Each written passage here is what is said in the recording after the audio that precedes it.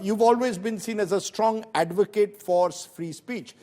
And I'm reminded of what Idi Amin, the Ugandan dictator, once said, that there is freedom of speech in his country, but there was no freedom after speech.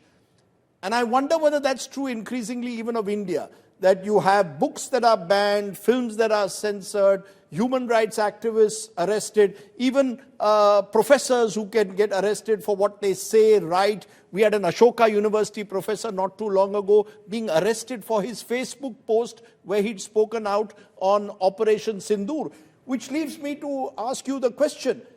If I speak out against those in power, whether at the center or state, I seem to run the risk of being arrested for expressing my views.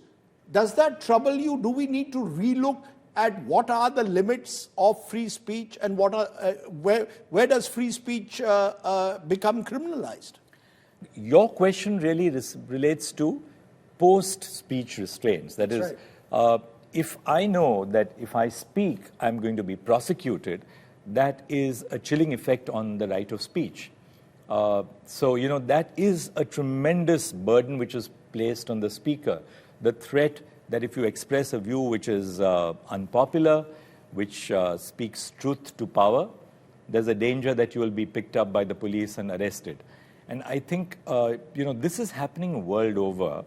I don't think India is an exception, because increasingly, whether it's as a result of the social media or technology, societies have become increasingly polarized and divided.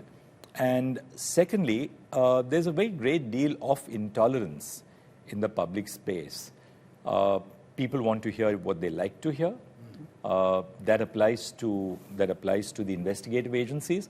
But I think that this is a very disturbing trend, that someone who comes out with a cartoon, someone who comes out with speech which is not acceptable to someone, just files a complaint.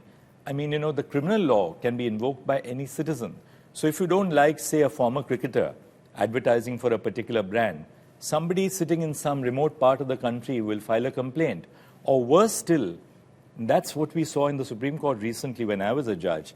You have complaints in different parts of the country for the same speech which is, say, made in Pune or Kozhikode.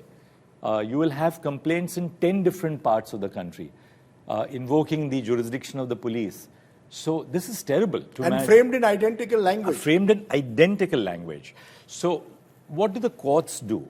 We've been trying to exercise, when I say we, when I was in office and my successors, to dilute the rigors of these problems.